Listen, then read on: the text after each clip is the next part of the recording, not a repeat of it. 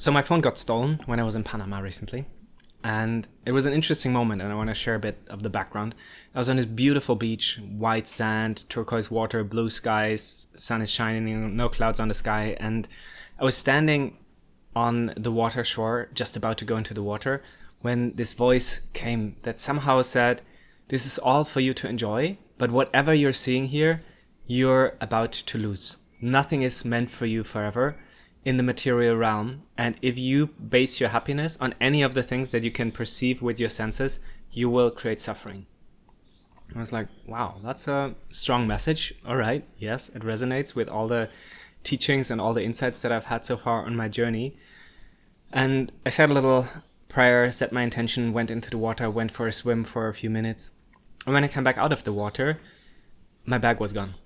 I had my iPhone in there that I just recently bought. I had my water bottle, snorkel gear, some money, the keys to the Airbnb, and the beach was completely empty. There was seemingly no one there. Otherwise, I wouldn't have left my bag unattended with my valuables in there. I have been living in tropical and South Latin American countries long enough for me to know that it is not a smart idea, but it really seemed like there was no one there. Apparently, there was someone there, probably waiting in the bushes for me to go into the water. But it was interesting because at that point, and that's why I'm telling the story, I had this realization. I could either close my heart, go into panic, and go into resentment and anger and fear and all the things of what that means now, or I could keep my heart open and realize that I still have a beautiful weekend ahead of me in this paradise place, that I could still choose to enjoy whatever is coming next instead of contracting and going into any story of separation, lack, or drama, so to speak. And so realizing that this was a choice point, I continued for the next few days, and I still felt the loss, admittedly. But it was more like a sprained ankle that whenever I put weight on it, it came to mind, and I realized, oh, there's something that hurts. But it wasn't that it really affected my general state of being. It didn't affect my mood in that sense, and I was happy. I was enjoying the weekend thoroughly and had a beautiful time. And so I want to share this story because I feel it is relevant not just for me as a personal reflection, but also in the sense that what is ahead of us will confront us more and more with this choice. Are we able to keep our heart open? And are we able to see what's actually happening? Are we able to let go of things that might not serve us anymore in this moment, or even just letting go of things as a practice of letting go and realizing how much of our emotional well-being we've been attaching to material things. And so recognizing also that we have this choice, that we can choose to go into suffering or not, that pain is inevitable, but the choice of suffering is ours to make based on the meaning, based on the interpretation, based on the consequences that are spinning in our head of the results.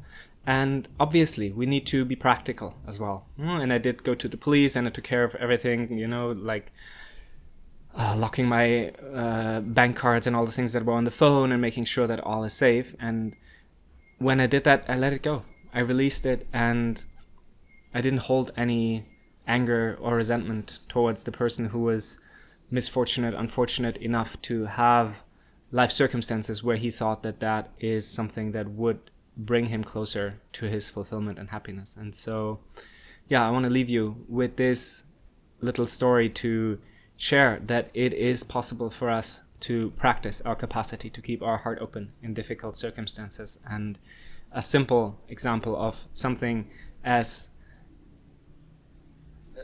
let's say, what's the word that I'm looking for? Something of just material value is a good way to practice this letting go. Because nobody was hurt. There was no physical harm involved. There wasn't even a confrontation or any of that sorts that I was confronted with a knife or any of these things that could also have happened. So, saying a prayer of gratitude for these lessons of life that teach us so profoundly if we're open for that.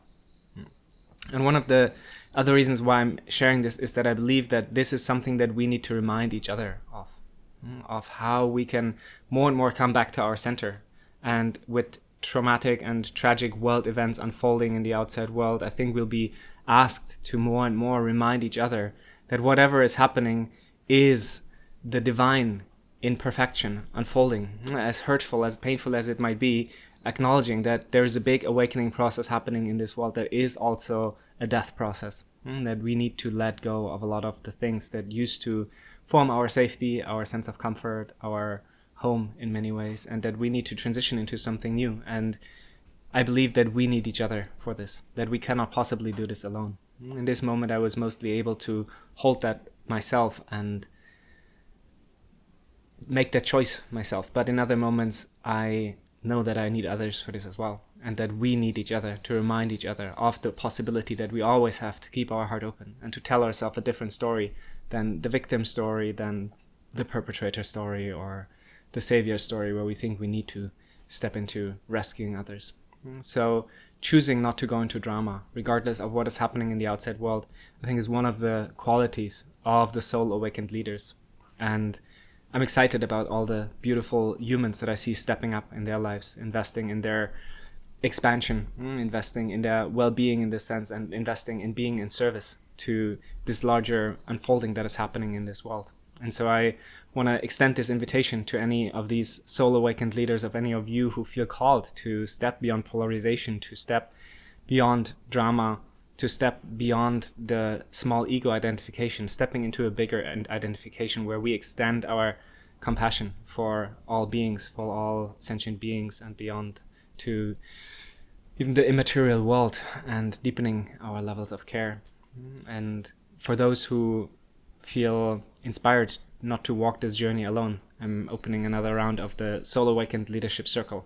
It's a group coaching program over 3 or 6 months, and we'll be supporting each other, and you'll be supported through the coaching modality in bringing your life challenges, but also bringing your dreams and seeing how we can amplify these dreams, how we can support each other in making these dreams even bigger. So if you feel a resonance, you'll find the link in the description below. You can look at all the details, look at the testimonials, and you can book a call with me if you're curious to learn more. And you can also apply directly to join the program. It's a curated group, so the people who are coming together will be aligned already through the selection process, and then we'll be co-creating some magic together. Thank you so much for watching. Have a wonderful rest of your day.